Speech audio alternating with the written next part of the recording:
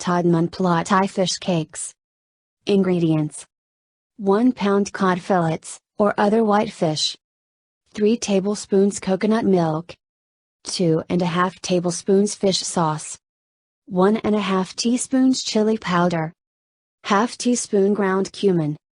1/4 teaspoon ground coriander. ½ teaspoon brown sugar. ½ cup breadcrumbs.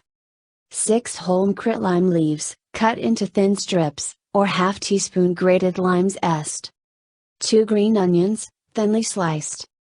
1/1-inch piece galangal, or fresh ginger, grated. 3 cloves garlic.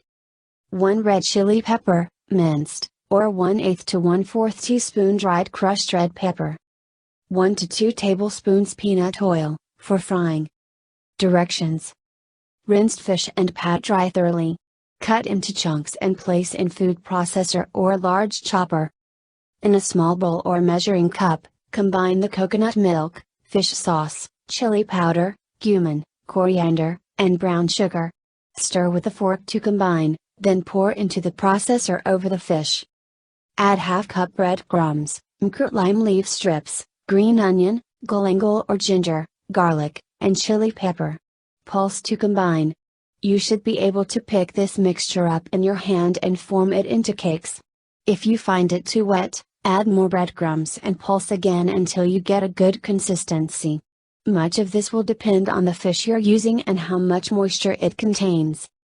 Scoop up a small amount in your hand, about the size of a golf ball, pat into a small cake and set on a clean plate.